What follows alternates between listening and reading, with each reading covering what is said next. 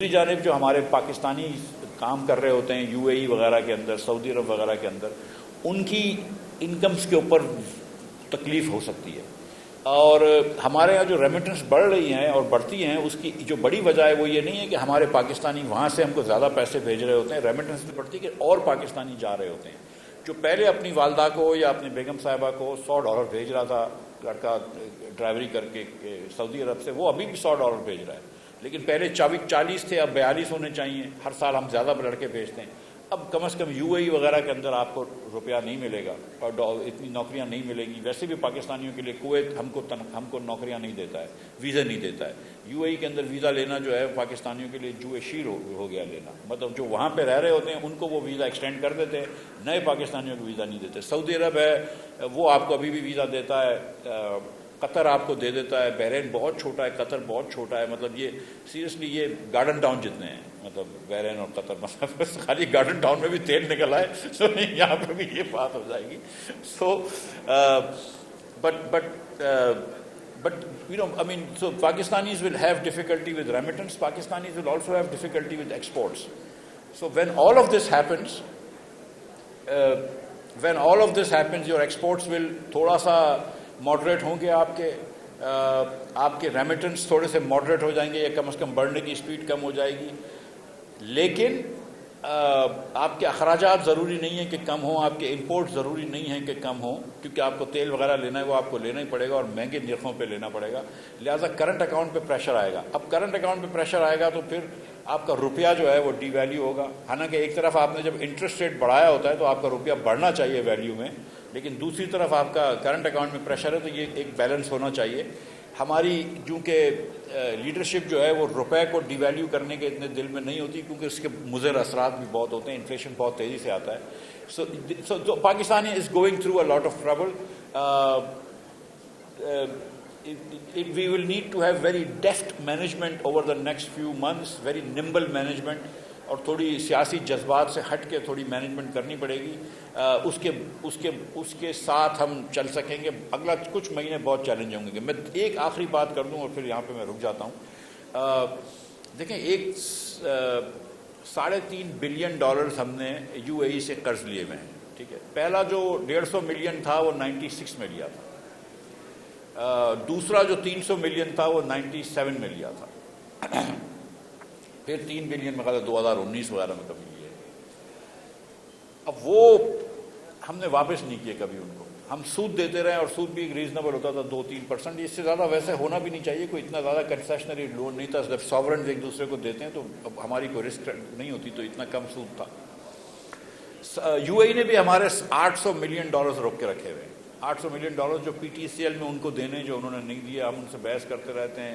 ہمارے خیر any way, مطلب تھوڑے سے ہم بھی کمپرومائزڈ ہو جاتے ہیں پاکستانی پالیسی میکرز بھی. لیکن ان اینی کیس مطلب یہ آئی مین دے او us some money but they are not paying us, but we owe them $3.5 billion they say, and اب وہ واپس لے رہے ہیں. اور اس کو میں یہ سمجھتا ہوں ایز اے پاکستانی کہ بالکل واپس کر دینا چاہیے کہ اپنے کریئرس کے اندر بہت آگے بڑھیں گے.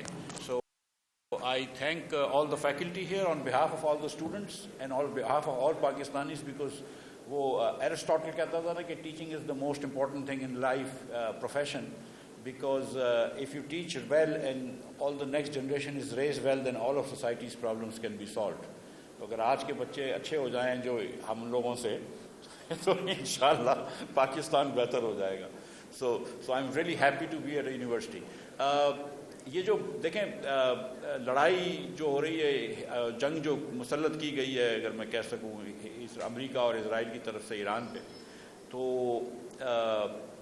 اس کے مضر اثرات، میں اس پہ معیشت پہ ہی بات کروں گا بیکاز اس پہ مجھے آتا ہے. میں اپنا کام کروں گا، فوجیوں کا کام نہیں کروں گا. فوجیوں کو میرا کام کرنا ہے تو کوئی بات نہیں، لیکن میں اپنا کام کروں گا. سوری، یہ اتنا سا کہنا تو حق فرض ہے نا، ہمارا حق ہے. تو کیونکہ میں ابھی سن رہا تھا قومی ترانے میں تھا قوت عوام، تو میں نے کہا چلو ٹھیک ہے اتنا تو کہہ دیتے ہیں. سو گزارش یہ ہے کہ دیکھیں we are doing actually Pakistan was not doing well even before the war. ٹھیک ہے، our growth in the last 10 years hasn't been spectacular. ہم ایک دوسرے کو بلیم کرتے ہیں، اور بلیم کے اس پہ میں نہیں جا رہا ہوں کہ کس کی کیا غلطی تھی، پتہ نہیں وہ تو ہم آگے تک قائد اعظم کے زمانے سے شروع کر دیں گے. لیکن دا تھنگ اس کے 2014 میں جو ایوریج پاکستان ہاؤس ہولڈ کی انکم تھی وہ آئی تھنک 34,000 روپے تھی. Average income of a Pakistani house hold which is house hold of family of 5 یا فیملی آف 6 ہوتی ہے. وہ جو ریئل پاکستان ریئل روپیز میں کانسٹنٹ روپیز میں، یہ انفلیشن ایڈجسٹڈ روپیز جس کو کہتے ہیں، جو اکنامکس میں یہاں پہ آپ لوگوں کو پتہ میں کیا کہہ رہا ہوں، وہ جو ہے وہ 29,000 ہو گئی ہے. یعنی کہ ہم نے 4-5 ہزار 15% ہماری اوسطاً انکم کم ہو گئی ہے. یہ گورنمنٹ نے ابھی ڈیٹا دیا تھا 2014 سے لے کر 2024-25 کا. اور تھوڑے دنوں پہلے بھی ایک ڈیٹا آیا تھا کہ 2018 اور 2024-25 کو کمپیئر کیا تھا. احسن اقبال صاحب کی وزارت نے یہ ڈیٹا نکالا تھا. آئی کنگریچولیٹ احسن بھائی نے مجھے کہا بھی کہ تم مجھے یہ تو کم از کم بتاؤ کہ میں نے یہ ڈیٹا دیا ہے جو کہ ہماری نیریٹو کے خلاف جاتا ہے یا ہماری اسٹیٹسٹکس کے خلاف جاتا ہے. But he was very nice enough and courageous enough to publish this data کہ 2018 سے لے کر 2024 کے درمیان بھی پاکستانیوں کی جو اوسطاً پاکستانی ہیں وہ 11% غریب ہوئے ہیں. ہم سب لوگ ایوریج پہ 11% غریب ہوئے ہیں in real constant Pakistani rupees. ٹھیک ہے. اور جو غریب ترین 20% پاکستانی ہیں وہ 22% غریب ہوئے ہیں. So the poorer you are the poorer you have gotten. ٹھیک. اینڈ ہر کیٹیگری میں ہر پاکستانی غریب ہوا ہے ماں سوائے the richest rural households. ان کے علاوہ سارے 20% ریچسٹ رولر ہاؤس ہولڈ میں خیال 2% امیر ہوئے ہیں. باقی سارے اربن پاکستانی غریب ہوئے ہیں اور 80% رولر پاکستانی غریب ہوئے ہیں. جس کی 18 سے لے کے 24 تک. اب دنیا جو ہے وہ آگے جا رہی ہوتی ہے نا. ہندوستان، بنگلہ دیش، سری لنکا، ایون سب سہارن افریقن کنٹریز یہ 3-4%، 2-4% ریئل ٹرمز میں گرو کر رہے ہوتے ہیں. ہندوستان کی اگر معیشت مثال کے طور پر 6-7% بڑھ رہی ہوتی ہے اور ان کی آبادی 1.5% سے بڑھ رہی ہوتی ہے تو 7 میں سے 1.5 نکال لو، 5.5% ہر ہندوستانی اوسطاً امیر ہو جاتا ہے.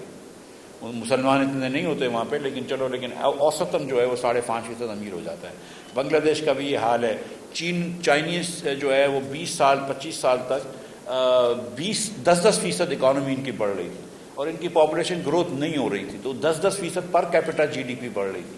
ہم ماشاءاللہ یہاں پہ جو ہے وہ 2.5% سے 2.6% سے پاپولیشن ہماری بڑھتی ہے اور ہماری معاشی ترقی جو ہے وہ 3.5% اگر اوسطاً ہوتی ہے تو ہم 1% سے امیر ہوتے ہیں اور ان سالوں میں تو ہم غریب بھی ہوئے ہیں.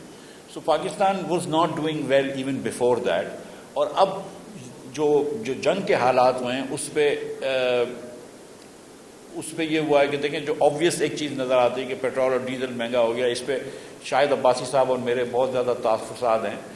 میں بالکل یہ نہیں سمجھتا ہوں کہ حکومت کو سبسڈی دینی چاہیے، حکومت کو مہنگا خرید کے سستا نہیں بیچنا چاہیے. میری اس پہ بڑی لڑائی ہوئی تھی مسلم لیگ نون سے اور اس پہ میں کام میرا ہٹایا گیا. لیکن اس وقت جو مثال کے طور پہ ہم نے ڈیزل بڑھا کے رکھا ہے تو وہ ایک بڑی پیکیولر چیز ہے کہ 70% ڈیزل پاکستان میں خود ہم ریفائن کرتے ہیں اور 30% ہم امپورٹ کرتے ہیں. اب جو 70% ریفائن ہوتا ہے نا ڈیزل، وہ کروڈ آئل سے بنتا ہے. کروڈ آئل دنیا میں اتنا مہنگا نہیں ہوا جتنا دنیا میں ڈیزل مہنگا ہو گیا ہے. لیکن ہم پرائس ڈیزل سے مارک کرتے ہیں، انٹرنیشنل پرائس آف ڈیزل سے. تو یہاں پہ ڈیزل بڑھ گیا ہے اور ہم نے ایک مہینے میں 75 ارب روپیہ کم از کم ریفائنریوں کو ایکسیسو پروفٹ دے دیا. ایک ریزنیبل پروفٹ تو ہوتا ہی ہے، اس کے اوپر ایکسیسو پروفٹ جو دیا ہے وہ 75 ارب سے زیادہ دیا ہے. اب حکومت بیچاری مجبور ہے کہ وہ اس فارمولے پہ چل رہی ہے اور ریفائنریز وغیرہ ان کو فورس کر رہی ہیں کہ اس فارمولے سے ہٹو. اور وہ فارمولے کی وجہ سے ادھر جو ہے وہ 100 روپیہ مہنگا ہو گیا ڈیزل. اور وہ نہیں ہوتا تو بہت آسانیاں ہو جاتی. یہ نہیں چاہیے تو بہت آسانیاں ہو جاتی ہیں. لیکن بہرحال تو ایک تو ہم کو جو مشکل ہوئی ہے وہ ڈیزل اور پیٹرول مہنگا ہوا ہے پاکستان میں. تو اس سے کیا کیا ہوتا ہے میں اسی سے دیکھ لیتے ہیں. اس مہینے جو ہے وہ مارچ میں فروری میں آپ کی 7% انفلیشن تھی ایئر آن ایئر. یعنی کہ پچھلے فروری 26 میں فروری 25 کے مقابلے میں چیزیں 7% مہنگی تھیں، رائٹ، اوسطاً. اس مارچ میں 7.3% مہنگی ہوئی کیونکہ مارچ میں حکومت نے پیٹرول اور ڈیزل اتنا مہنگا نہیں کیا تھا، خود مار کھائی تھی. اپریل کے اندر لوگ ایکسپیکٹ کرتے ہیں کہ 8.5-9% یہ انفلیشن ہو جائے گا اپریل کے مہینے میں، اور مئی جون میں اس سے بھی زیادہ ہو جائے گا کیونکہ اس کے سیکنڈری افیکٹس آئیں گے. تو پہلا افیکٹ تو آپ کا یہ آتا ہے کہ آپ کا پیٹرول اور ڈیزل مہنگا ہو گیا، ٹھیک ہے. دوسرا افیکٹ یہ آتا ہے کہ مثال کے طور پہ کرائے مہنگے ہو گئے. اب ان میں تو ایکچولی دوسرے دن ہی آ جاتا ہے دوسرا افیکٹ، لیکن کرائے مہنگے ہو جاتے ہیں، چاہے وہ اوبر کے کرائے ہوں، بسوں کے کرائے ہوں لیکن جو خاص طور پہ ہم کو جو ڈر ہوتا ہے پاکستان میں اور پالیسی میکرز کو کہ جب ڈیزل مہنگا ہوتا ہے تو جو پھل جو سبزیاں گاؤں سے آ رہی ہوتی ہیں شہروں میں، اور ساری سبزیاں ہماری کہیں نہ کہیں سے آ رہی ہوتی ہیں، وہ ٹرانسپورٹ مہنگا ہو جاتا ہے، اینڈ سبزیوں کی کیونکہ ویلیو بہت کم ہوتی ہے، transport is a very large part of that cost, so that really goes up. So وہ ایک مسئلہ ہو جاتا ہے. تو اس سے پھر آپ کا کھانے پینے کی چیزیں مہنگی ہو جاتی ہیں. اور پاکستان کے اندر کیونکہ ہم ایک ایوریج پاکستانی ہاؤس ہولڈ ہوتا ہے نا، وہ 80% مطلب middle class Pakistani house hold, lower middle class Pakistani house hold 70-80% جو ہے، یا بلکہ تقریباً 90% کا پیسہ جو ہے نا وہ اناج پہ، یوٹیلیٹیز پہ اور کرائے پہ لگا رہا ہوتا ہے. وہ تین ہائٹس ہوتے ہیں: گھر کا کرایہ، بجلی کا بل اور کھانے پینا، کچن کے ایکسپینس، اس پہ خرچ ہو جاتے ہیں. ٹھیک ہے، تو وہ اس کو بہت تکلیف ہوتی ہے. ادھر اس کا انفلیشن کا بہت زیادہ افیکٹ آتا ہے، فوڈ انفلیشن کا. So food inflation is a problem in Pakistan. So ایک انفلیشن بڑھے گا. اب انفلیشن بڑھتا ہے تو پھر انٹرسٹ ریٹس کو بڑھانا پڑتا ہے. کیونکہ یہ میں اگین اکنامکس کی فیکلٹی میں بیٹھا ہوا ہوں، تو آپ لوگوں کو فیکلٹی کو تو خیر پتہ ہے، لیکن بچوں کو بھی پتہ ہونی چاہیے. لیکن میں تھوڑا سا آپ کو واپس سے وہ کرا دیتا ہوں کہ جب انفلیشن بڑھتا ہے، اس کا مطلب ہے کہ ایک اندر وے آف سیئنگ کہ انفلیشن بڑھ رہا ہے کہ روپے کی ویلیو کم ہو رہی ہے. یا اندر وے آف سیئنگ دس کہ there is too many rupees chasing too few goods. So when there is too many rupees chasing too few goods, تو you try to increase the price of money, and the price of money is interest rates, right. So ہم اس کو interest rates کو شرح سود بڑھائے گی state bank. State bank کے پاس کوئی اور ٹول نہیں ہے ایسا کہ جس کے تحت وہ انفلیشن کو روکنے کی کوشش کر سکے. اس کے پاس ایک ہی ٹول ہے کہ وہ انٹرسٹ ریٹ بڑھائے گی. وہ انٹرسٹ ریٹ بڑھاتی ہے تو وہ بزنسز کو کہتی ہے کہ ابھی تم نیا کام شروع نہ کرو، ابھی تم نیا قرض نہ لو.